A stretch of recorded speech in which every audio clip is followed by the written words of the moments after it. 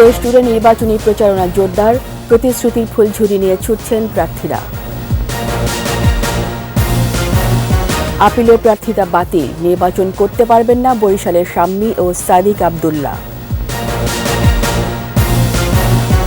গাজায় ত্রিমুখী হামলা, আশ্রয় শিবিরে মৃত্যু ঝুঁকিতে 50,000 গর্ভবতী ও 9 লাখ শিশু।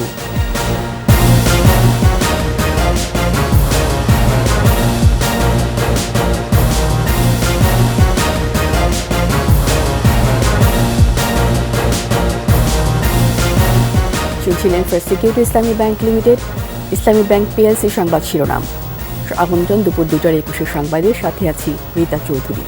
দর্শক, 21 টেলিভিশনের সংবাদ একই সাথে সরাসরি দেখতে পাবেন আমাদের ফেসবুক পেজ www.facebook.com/2124 অনলাইনে। ঘনিয়ে আসছে ভোটের দিন, উন্নয়নের নানা প্রতিশ্রুতি নিয়ে জোরে সোরে চলছে প্রচার। পৌষের শীত উপেক্ষা করে প্রার্থীরা সকাল সন্ধে চষে বেড়াচ্ছেন ভোটের মাঠ। প্রতিনিধিদের পাঠানোর প্রতিবেদন জানাচ্ছেন খুরশিদ আলম মুকুল।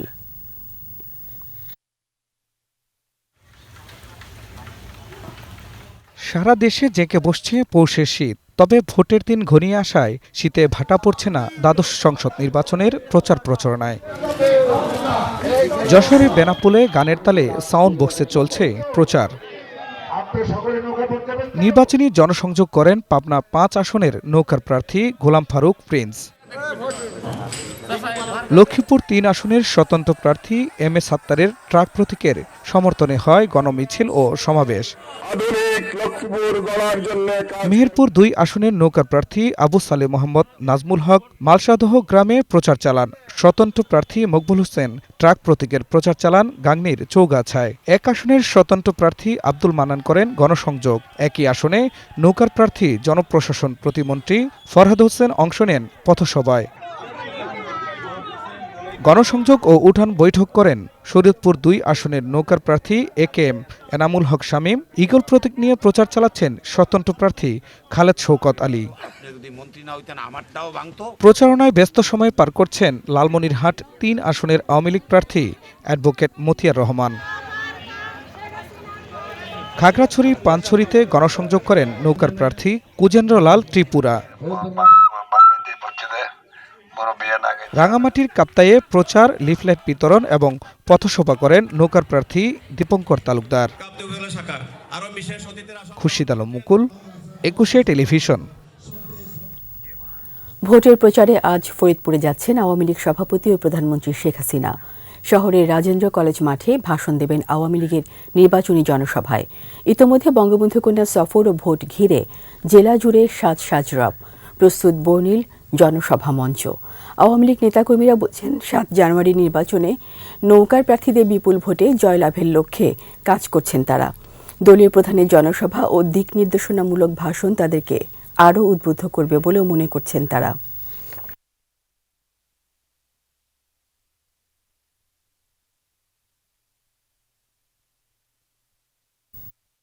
ফরিদপুরে শেখ হাসিনার জনসভা স্থলে আছেন আমাদের সহকর্মী ফারজানা শোভা।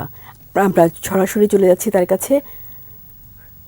শোভা, জনসভায় নেতাকর্মী আর সাধারণ মানুষের উপস্থিতি কেমন দেখছেন? তাদের প্রতিক্রিয়া জানতে চাচ্ছি।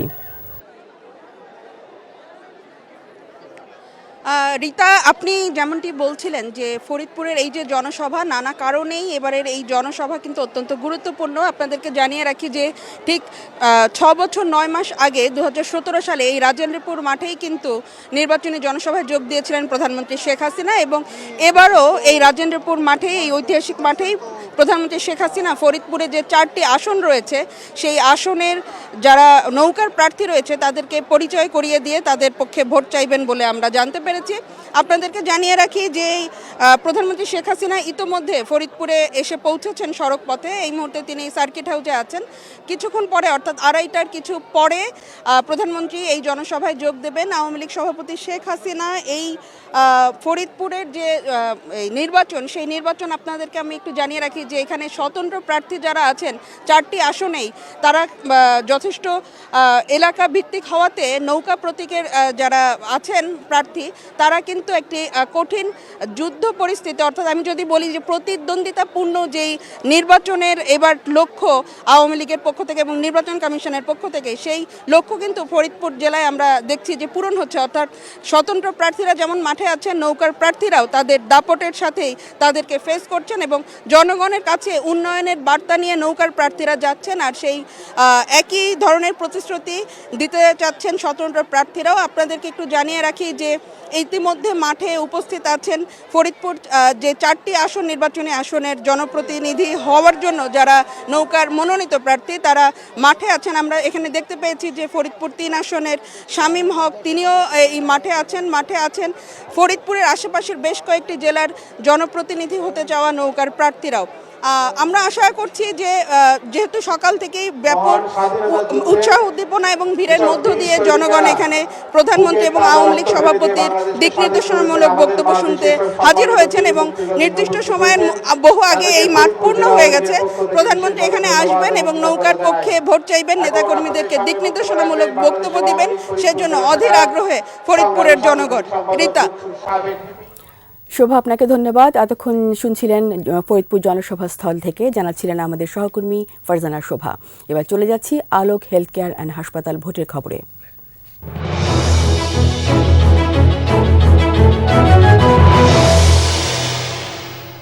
নোয়াখালী ভোটের মাঠে এখন জমজমাট প্রচার। জেলা 6টি আসনের সব কয়টিতে আওয়ামী লীগের প্রার্থীর সঙ্গে লড়াই হবে স্বতন্ত্র প্রার্থীর। তবে নোয়াখালী 5 আসনে অনেকটা নির্ভর দলটির সাধারণ সম্পাদক ওবায়দুল কাদের। এই আসনে লড়ছেন জাতীয় পার্টি সহ 4 দলের প্রার্থী। ভোটাররা চান শান্তিপূর্ণ ভোট। উন্নয়নের ধারাবাহিকতার পাশাপাশি নোয়াখালী বিভাগ চান তারা। বাকিটা জানাচ্ছেন আকবর হোসেন সুমন। উপকূলীয় জেলা নোয়াখালী গত 1.5 দশকের উন্নয়নে এখন বদলে যাওয়া এক জনপদ। উন্নত হয়েছে যোগাযোগ খাত। নোয়াখালী কুমিল্লা 4 লেন সড়কে কমেছে যানজট, যোগাযোগও সহজ করেছে। সবুজের বুক চিড়ে পাকা সড়ক চলে গেছে প্রত্যন্ত অঞ্চলে। এছাড়া উন্নয়ন তালিকায় যুক্ত হয়েছে প্রতি উপজেলায় মুক্তিযোদ্ধা কমপ্লেক্স, মডেল মসজিদ সহ বিভিন্ন সরকারি কার্যালয়ের নতুন ভবন। 5 উপজেলা এখন ভূমিহীন মুক্ত। জমিসহ ঘর পেয়েছে 3572 পরিবার। উন্নয়নে সন্তুষ্ট জেলার মানুষ 7 জানুয়ারি পছন্দের প্রার্থীকে ভোট দিয়ে নির্বাচিত করতে চান। আগামীর এমপির কাছে জেলাবাসীর চাওয়া নোয়াখালী বিভাগ ও একটি বিমানবন্দর। নৌকার জয় জয়কার শোনা যাচ্ছে এবং আমরা আশা রাখি দ্বাদশ জাতীয় সংসদ নির্বাচনে বিপুল বিজয়ের মাধ্যমে বাংলাদেশ আওয়ামী লীগ সরকার গঠন করবে। আমরা চাই পুরুষদের পাশাপাশি ওনাদের যে জব সেক্টরে ওনাদের যে প্রাধান্যটা ওইটা নারীরাও সেই সাপেক্ষে পাক, আর তার নারীদের প্রাধান্যটা অনেক বেশি পাক। আমরা তরুণ প্রজন্ম ডিজিটাল বাংলাদেশ থেকে স্মার্ট বাংলাদেশের বিনির্মাণে যারা কাজ করে যাবেন সেই ধরনের সরকারকে চাই। নোয়াখালী 1 আসনে আবারও HM ইব্রাহিমের সাথে লড়াই হবে সোনাইমুড়ি উপজেলার পদত্যাগ করা চেয়ারম্যান খন্দকার আর আমিনের। এ আসনে লড়ছে গণফ্রন্ট, জাসদ, বাংলাদেশ ইসলামিক ফ্রন্ট ও বাংলাদেশ কংগ্রেস। নোয়াখালী 2-এ 2 শিল্পপতির লড়াই। বর্তমান এমপি আরটিপির চেয়ারম্যান মোর্শেদ আলমের সাথে তমা গ্রুপের চেয়ারম্যান আতাউর রহমান ভূঁইয়া মানিকের লড়াইয়ের আভাস মিলছে এ আসনে। এছাড়া ভোটে আছে জাপা, জাসদ, কল্যাণ পার্টি ও বিএনএফ। নোয়াখালী 3-এ গ্লোব ফার্মাসিউটিক্যালসের এমডি মামুনুর রশিদ কিরণকে প্রতিদ্বন্দ্বিতা করতে হচ্ছে স্বতন্ত্র প্রার্থী মিনহাজ আহমেদ জাবেদের সঙ্গে। লড়াই আছে জাপা, জাসদ ও সাম্যবাদী দল। 4-এ বর্তমান এমপি একরামুল করিম চৌধুরীকে চ্যালেঞ্জ জানাচ্ছেন স্বতন্ত্র প্রার্থী অ্যাডভোকেট শিহাব উদ্দিন শাহিন। লড়াই আছে জাপা ও ইসলামিক ফ্রন্ট বাংলাদেশ। নোয়াখালী 5-এ আওয়ামী লীগ সাধারণ সম্পাদক ওবায়দুল কাদের অনেকটাই নির্ভর। এ আসনে ভোটে লড়ছে জাপা, জাসদ সহ আরও 4 দল। 6-এ মোহাম্মদ আলীর বিপক্ষে লড়ছেন জাপার মুশফিকুর রহমান ও সাংস্কৃতিক মুক্তিজোটের মোজাম্মেল হক। জেলার সবগুলো আসনেই জয় আশাবাদী জেলা নেতৃত্ব। বিএনপি জামাত উঠে পড়ে লাগছে, তারা জ্বালাও পোড়াও করতেছে, মানুষ করতেছে, আগুন সন্ত্রাস করতেছে, নানান ধরনের ধ্বংসাত্মক কাজ করতেছে।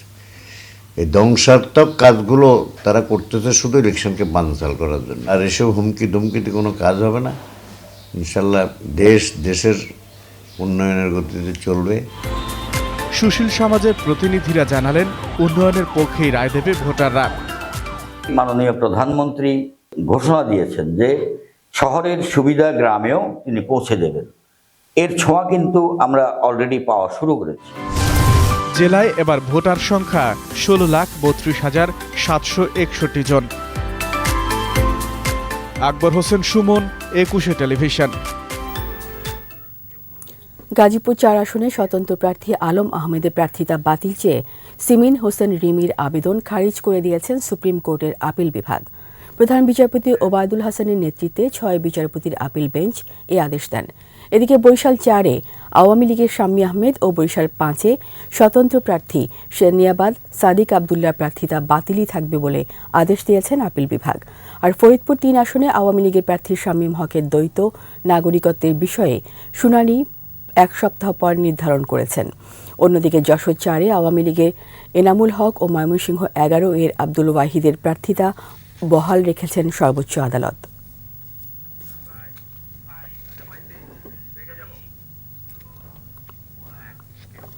নিচ্ছি সংবাদ বিরতি। যখন ফিরছি তখন অন্যান্য খবরের সঙ্গে আরও থাকবে। শীতে নাকাল সারা দেশ, বাড়ছে ডায়রিয়া, নিউমোনিয়া, সর্দি, জ্বর সহ নানা রোগ।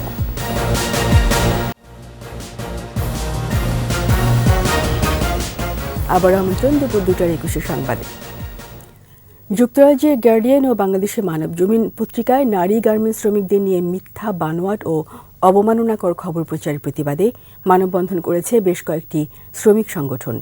জাতীয় প্রেস ক্লাবের সামনে এই মানববন্ধনে শ্রমিক নেতারা বলেন, গার্মেন্টস শ্রমিকরা হাড় ভাঙা খাটুনি খেটে স্বাবলম্বী হয়েছেন, দেশের অর্থনীতিকেও করেছেন সমৃদ্ধ, অথচ উদ্দেশ্যমূলকভাবে তাদেরকে যৌনকর্মী হিসেবে উপস্থাপনা করেছে এই দুই পত্রিকা। এ ধরনের কাণ্ড জ্ঞানহীন সাংবাদিকতার জন্য প্রতিষ্ঠান দুটিকে অবশ্যই ক্ষমা চাইতে হবে, অন্যথায় তাদের বিরুদ্ধে ব্যবস্থা নিতে সরকারের প্রতি আহ্বান জানান শ্রমিক সংগঠনগুলো।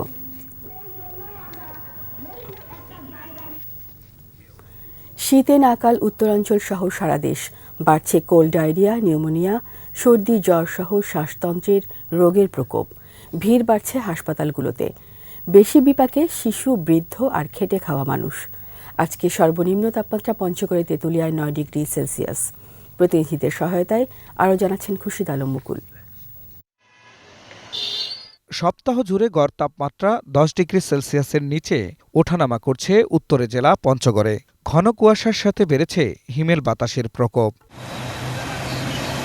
আজকে 2 দিন ধরে খুবই ঠান্ডা বাতাস, কুয়াশার জন্য কাজ করা যায় না, প্রচণ্ড ক্ষতি করে। বেড়েছে শীতজনিত রোগের প্রকোপও।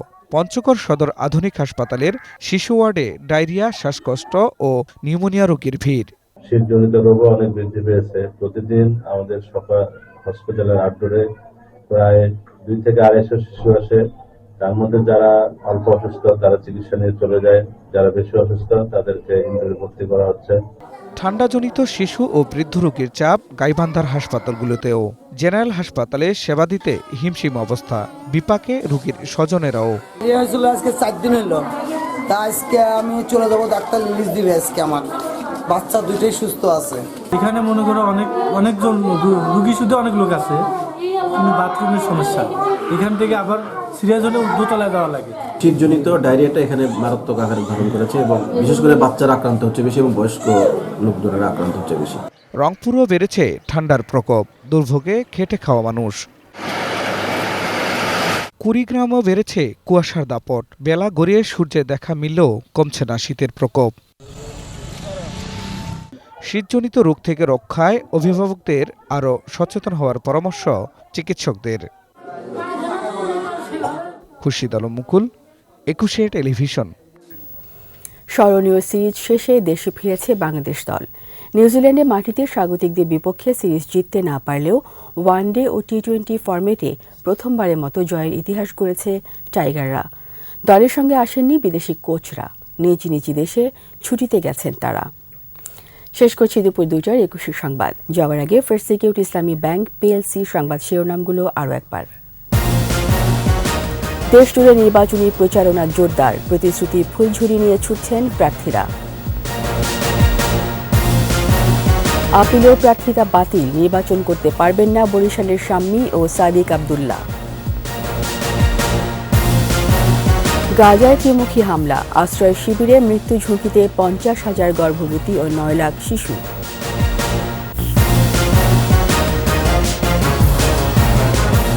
সবশেষ খবর জানতে ডায়াল করুন 202 নম্বরে আর ভিজিট করুন eকুশে-tv.com ওয়েবসাইট। এছাড়া ফেসবুকে ভিজিট করতে পারেন facebook.com/eকুশে24 অনলাইনে। এতক্ষণ সঙ্গে থাকার জন্য সবাইকে ধন্যবাদ। পরবর্তী সংবাদ সন্ধ্যা 6টায় একুশের দেশের সংবাদ দেখার আমন্ত্রণ রইল।